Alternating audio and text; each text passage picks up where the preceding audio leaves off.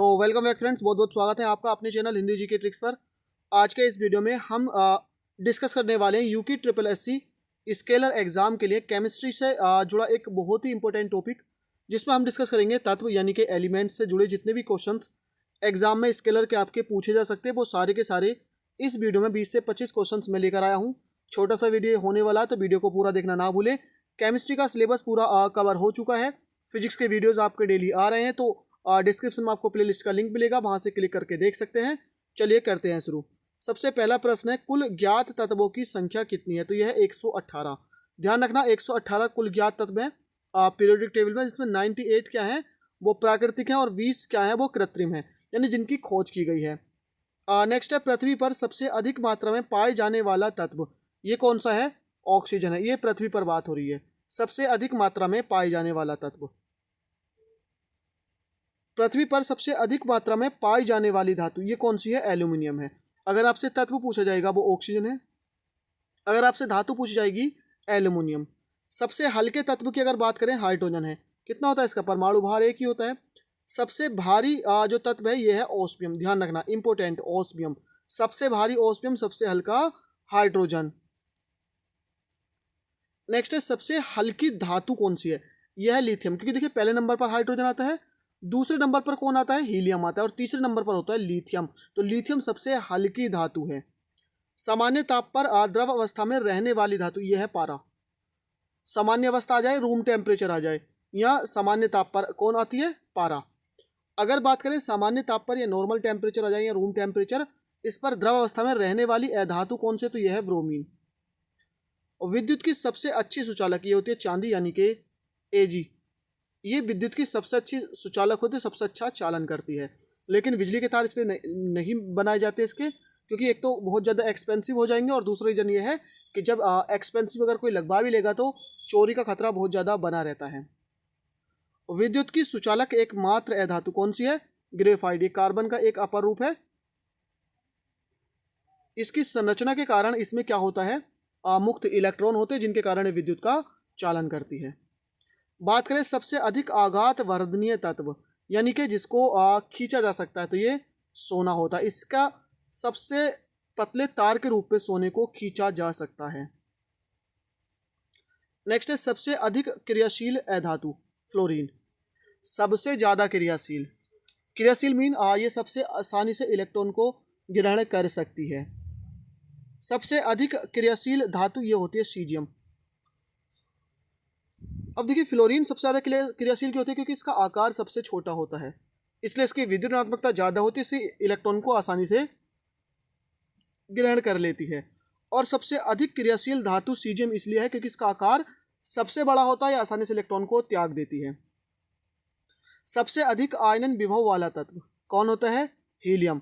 यानी आयनन विभव का मतलब होता है कि किसी भी तत्व की अंतिम कक्षा से एक इलेक्ट्रॉन निकालने के लिए जो ऊर्जा दी जाती है उसको आयनन विभव, आयनन ऊर्जा या आयनन एंथैल्पी कहते हैं। क्योंकि हीलियम का क्या होता है, दो पूरे भरे होते हैं और इसके पास एक कक्षा होती है, सबसे छोटा आकार होता है, तो इसका जो नाभिकीय आकर्षण होता है बहुत ज़्यादा होता है इन इलेक्ट्रॉन्स पर, इसलिए इससे इलेक्ट्रॉन निकालने के लिए बहुत ज़्यादा एनर्जी देनी पड़ती है, तो इसका आयनन विभव सबसे ज़्यादा होता है। न्यूनतम आयरन विभव वाला तत्व सीजियम होता है, क्योंकि सीजियम का आकार जो होता है वो सबसे बड़ा होता है, और आकार बड़ा होने की वजह से इसका जो नाभिकीय आकर्षण होता है अंतिम इलेक्ट्रॉन पर वो बहुत कम होता है और आसानी से इलेक्ट्रॉन को त्याग देता है। सबसे अधिक विद्युत ऋणात्मकता वाला तत्व कौन है? फ्लोरीन। अभी मैंने आपको बताया इसका जो आकार सबसे छोटा होता है। सबसे प्रबल ऑक्सीकारक ये भी फ्लोरीन है, जिसका खुद का, क्योंकि इलेक्ट्रॉन को जो लेता है उसका अपचयन होता है, और जब ये किसी दूसरे से इलेक्ट्रॉन को लेता है, क्योंकि वहां से इलेक्ट्रॉन निकलता है, तो उसका ऑक्सीकरण होता है, तो इसलिए इसको ऑक्सीकारक कहा जाएगा। तो सबसे प्रबल ऑक्सीकारक फ्लोरीन है। नेक्स्ट है, सबसे प्रबल अपचायक। तो सबसे प्रबल जो अपचायक होता है ये होता है लिथियम, सबसे प्रबल अपचायक। मनुष्य शरीर में, यानी हमारे शरीर में सबसे ज्यादा मात्रा में पाए जाने वाला तत्व तो ये होता है ऑक्सीजन।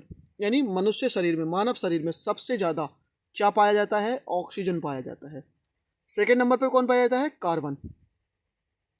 मिट्टी के तेल में रखा जाने वाला तत्व ये होता है सोडियम, क्योंकि सोडियम बहुत ज़्यादा क्रियाशील होता है, वायु के संपर्क में आते ही रिएक्शन कर लेता है और आग पकड़ लेता है। पानी में भी इसको नहीं रखा जाता क्योंकि पानी में ऑक्सीजन होती है, ऑक्सीजन से रिएक्शन कर लेता है।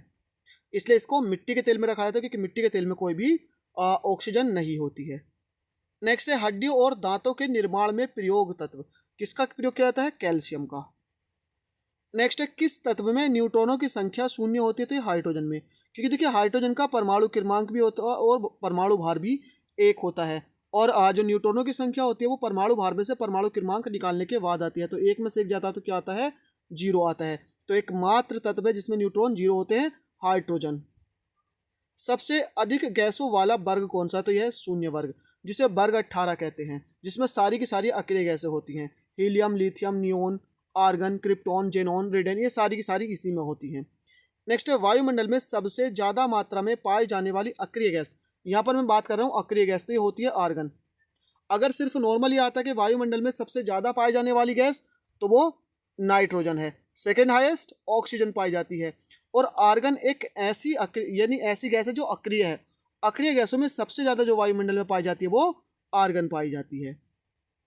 नेक्स्ट है वायुमंडल में सबसे यानी नहीं पाई जाने वाली अक्रिय गैस, जो अक्रिय गैस नहीं पाई जाती, रेडोन है। रेडोन वायुमंडल में नहीं पाई जाती है।